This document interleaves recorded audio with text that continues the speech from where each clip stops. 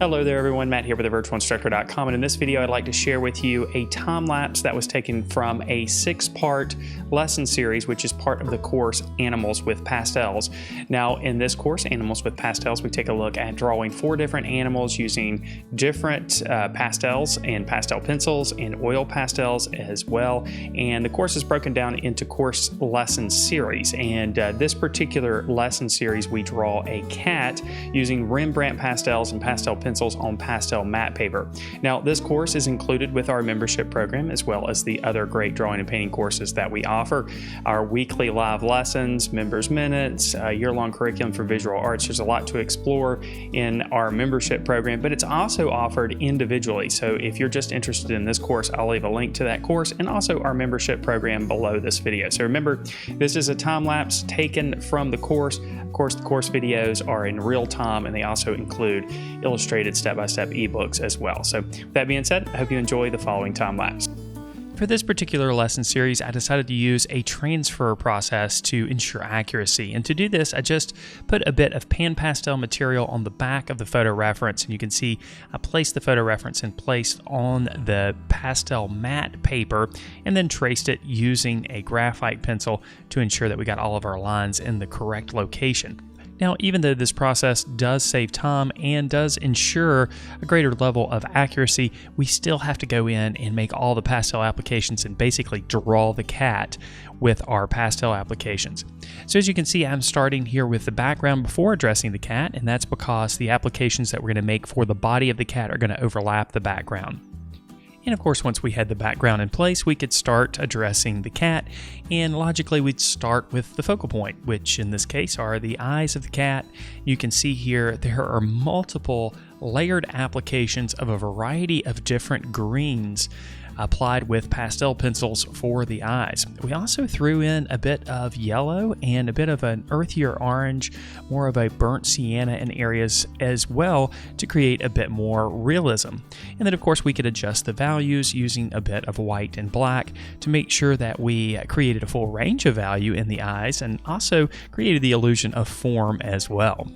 Now, of course, once we had our initial applications of the eyes in place, we could go ahead and start working on that wonderful fluffy fur that this cat has. And of course, the fur applications are going to overlap the eyes, so it made sense to start with the eyes here. You can see I'm using basically just a few colors to establish basically just the overall shapes of different colors and values that we see on the body of the cat. And you can see it's a dark brown, an earthier orange, and also a cream color with a bit of white in areas as well. Now, these base applications, of course, were made with the pastel sticks, and then when we were ready to start refining some of the details, we switched over to the pastel pencils. Now, of course, the clear advantage to using the pastel pencils over the top of the pastel applications is we were able to create a greater level of detail, of course, thanks to the sharper tip of the pencil. The thought process was essentially the same as when we applied the pastel stick applications. We're still using directional stroking, still using similar colors, but of course the sharper tip helps us to create that illusion of texture a little bit easier because we can use those directional strokes with the pencil to help to create that illusion of texture.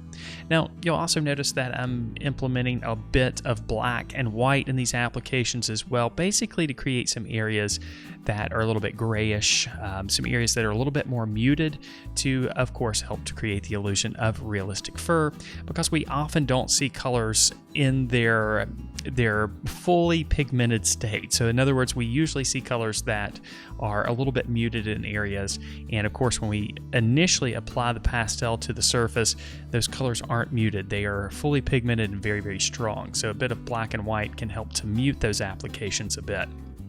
So as you can see, as we continued to work our way over to the right side of the head here, we just continued with directional strokes. Now, of course, these directional strokes needed to change direction based on the form of the head of the cat. So as we worked our way up to the top of the head of the cat, of course, the directional stroking became more horizontal. You can see this throughout the image. You can also notice how much control we have over the applications using the pastel pencil, of course. This can be intoxicating and make you feel like you need to create your entire drawing with pastel pencils, but that underlayment of pastel sticks, of course, is very beneficial in this approach to using pastels. It saves tons of time and, of course, helps to create a bit more complexity in the color through layering. Now, of course, in the ears, there were a bit of colors that we don't see on the body. You can see there's some pinks and some oranges, lots of cream in this particular section, and even some red purples. So, of course, it's important in any colored drawing that you create, whether it's with pastels or colored pencils or any other colored medium, to pay close attention to the colors that you observe in your reference. And sometimes you'll see some colors that are maybe unexpected, like the red purples that I noticed in the ear were a little bit unexpected for me. But of course, if that's something that we observe, that's something that, of course, we should include. Now, you'll also notice here, even though this is a time lapse, every once in a while I'll come in with a pastel stick, and that's just because the pigmentation is quite a bit stronger with the pastel sticks than it was with the pastel pencils. And when I needed a really strong, bold mark, I would switch back over to the pastel sticks to make those strong, bold marks. Now, as we worked our way down to the lower portion of the face here, we're starting to make a connection between the bottom of the head and the body. And of course, there's a bit of shadow down there. So instead of using black, I used a variety of grays to create that hint of shadow, that hint of core shadow that happens right underneath the face of the cat, of course. And you can see I am still using some black in areas, but going back over the top of it with a bit of white to mute it down and, of course, create a more natural looking gray in this particular location. Now, the surface we worked on for this lesson series is PastelMat paper.